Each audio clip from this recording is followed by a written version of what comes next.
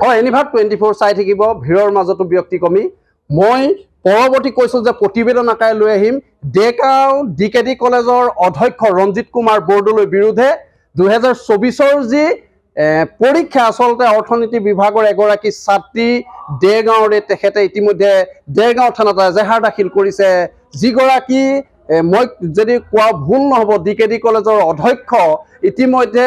ৰাজ্যপালৰ নিৰ্দেশ দিছে তেওঁ কেবেটাও বিভাগত আসলতে তেওঁ সেই আন্তঃগাঁথনিকে আদি কৰি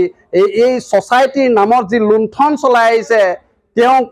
পুনৰ আকৌ 2024 যি পৰীক্ষা এগৰাকী সেই ডেগাঁও ডিকেডি কলেজৰ এইগৰাকী ছাত্ৰীৰ মুখত যেন হাঁহি বিৰিঙা নাই তেওঁ এজাহাৰ দাখিল কৰিছে ডেগাঁও থানাত ইতিমধ্যে ডেগাঁওৰ আৰক্ষী কাষ চাপিছে আমাৰ প্ৰশ্ন হল কিয় ডিকেডি কলেজৰ অধ্যক্ষ ডক্টৰ ৰঞ্জিত কুমাৰ বৰদলৈয়ে ছাত্ৰ ছাত্ৰীৰ ওপৰত এনে হেতালি খেলিছে মই জনাই আছো আমি তথ্য সহকাৰে জনাইছো এইগৰাকী ছাত্ৰীয়ে আৰক্ষী কাষ চপাৰ পিছত অধ্যক্ষগৰাকীয়ে ন্যায় দিবনে তাৰ এক ৰহস্য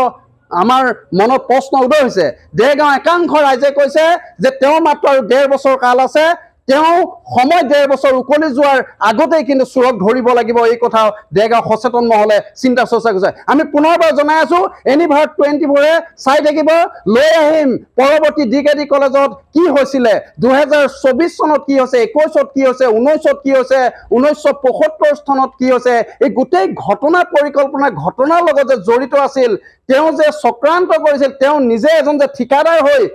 তেওঁ নিজে সেই জায়গাত তেওঁ সেক্ৰেটাৰী হিচাপে আছিল প্ৰিন্সিপাল জনে লোকৰ ঠিকাদাৰৰ যে অনুজ্ঞাপত্ৰ লৈ তেওঁ নিজে আন্তঃগাঁথনি কামসমূহ কৰিছিল এই পৰৱৰ্তী আমি লৈ আহিছিলো আকৌ পুনৰ সৌখিদিনাখনি ডেগাঁও যিখন কলেজৰ পৰা তেওঁ নিজকে এগৰাকী ছাত্ৰীৰ যে ভৱিষ্যত হেতালি খেলিছে ডক্টৰ ৰঞ্জিত কুমাৰ বৰদলৈৰ ওপৰত এজাহাৰ দাখিল কৰিছে তেওঁ ন্যায় বিচাৰি গৈছিলে সেইখন কলেজতে তেওঁ পঢ়িছিলে ডিব্ৰুগড় বিশ্ববিদ্যালয়ত তেওঁ পৰীক্ষাত অনলাইনৰ যোগেতে পাছ কৰিছিল তেওঁ অফলাইনত সেই কলেজলৈ গৈছিল তেওঁ ফলাফল বেয়া বুলি কৈছিল এয়া জানো ছাত্ৰীগৰাকী ভুল আছিল অভিভাৱক হিচাপে ৰঞ্জিত বৰদলৈ সেই কলেজখনৰ প্ৰিন্সিপাল তেওঁ কাষলৈ গৈছিল তেওঁ দুৰ্ব্যৱহাৰ কৰাৰ ভিত্তিত গোলাঘাট সদৰ থানাটো তেওঁলোকে সেই অন্তৰ্ভুক্ত নকৰি ডেগাঁও আৰক্ষী কাষ চাপিছিল সংবাদ মাধ্যমত সেই চৰ্চা বিষয় হৈ পৰিছিল যে ডক্টৰ ৰঞ্জিত কুমাৰ বৰদলৈ যে দুৰ্নীতি পাহাৰ গঢ়িছে তেওঁ নিজকে মোটা অংকলৈ তেওঁ নিজৰ সম্ৰাট গঢ়িছে এই কথাটো পোহলাইছে পৰৱৰ্তী চাই থাকিব আমি সবিশেষ লৈ আহিম ছাত্ৰীগৰাকীয়ে ন্যায় পালেনে পোৱা নাই আৰক্ষীৰ কি তদন্ত দিলে ডেগাঁওৰ সেই সচেতন মহলে চৰ্চাৰ বিষয় হৈ পৰিছে ডিকেডি কলেজৰ অধ্যক্ষই কিয় দুৰ্ব্যৱহাৰ কৰিলে সংগীতা হাজৰিকা নামৰ বিষয়া এগৰাকীৰ ওপৰত ইতিমধ্যে সেই মাতৃগৰাকীৰ খুব উজাৰিছে সংগীতা হাজৰিকাই সুধিবলৈ যে অৰ্থ বিভাগৰ যিগৰাকী বিষয়া আছিল সংগীতা হাজৰিকা আৰু ডিকেডি কলেজৰ অধ্যক্ষ ডক্টৰ ৰঞ্জিত কুমাৰ বৰদলৈয়ে সেই ছাত্ৰী সেই অভিভাৱকক দুৰ্ব্যৱহাৰ কৰিছে এয়া জানো মিছা লৈ আহিব চাই থাকিব পৰৱৰ্তী সময়ত তেওঁ কাৰ্যকালতে তেওঁক CM ভিজিলেন্সৰ নটিচ জাৰি কৰিলে সেয়াও হেনো তেওঁ কয় যে আমি টিভি খোলাই নাই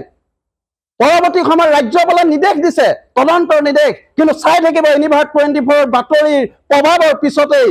তেওঁক যে কৰায়ত্ব কৰি জেললৈ নপঠায় এয়া কিন্তু কম দিনৰ ভিতৰত চাই থাকিব গোলাঘাটৰ পৰা মই কনক দাস ভিডিঅ' জাৰ্নেলিষ্ট আছিকুৰ দেখোঁতে পৰৱৰ্তী লৈ আহিম ডেগাঁওৰ ডিকেডি কলেজৰ A to Z 75 চনৰ পৰা 2024 লৈকে ন্যায় পাবনে সেই ছাত্ৰীগৰাকীয়ে ৰব আপুনি যে এটা অপৰাধ কৰিবলৈ গৈ আছে আপুনি জানেনে এই নাবালিকা গৰাকীক এতিয়াই বিয়াত বহুৱাটো যে এটা অপৰাধ আপুনি জানেনে অপৰাধ কেনেকৈ মোৰ ছোৱালী মোৰ কথা তুমি যিয়েই নোকোৱা ভূঞা 18 বছৰৰ তলৰ যিকোনো কন্যা সন্তানৰ বিয়া দিলেই আইনগতভাৱে এক দণ্ডনীয় অপৰাধ বিয়া দিয়াজন যিমান দায়ী বিয়া পতাজনো সমানে দায়ী এতিয়া তাই পঢ়া শুনা কৰাৰ বয়স খেলা ধূলা কৰাৰ বয়স তাই খেলিবলৈ দিয়ক পঢ়িবলৈ দিয়ক আৰু চাব এদিন আপুনি তাইক লৈ গৌৰৱ অনুভৱ কৰিব পাৰিব এতিয়াই তাইক সংসাৰৰ বোজা দি তাইৰ ভৱিষ্যত জীৱনটো অন্ধকাৰ কৰাৰ অধিকাৰ তোমাৰ জানো আছে মোৰ ভুল হৈ গ'ল মাজনী মোক ক্ষমা কৰিবা শিক্ষা ল'ৰা ছোৱালী উভয়ৰে প্ৰাপ্য আৰু অধিকাৰ আপোনাৰ কন্যা সন্তানক তাইৰ এই প্ৰাপ্যৰ পৰা বঞ্চিত নকৰাব বাল্য বিবাহ ভাৰতীয় আইনৰ দ্বাৰা বিহিত এক দণ্ডনীয় অপৰাধ এনে অপৰাধ কৰি আপোনাৰ কন্যা সন্তানৰ ভৱিষ্যত অন্ধকাৰৰ মাজলৈ ঠেলি নিদিব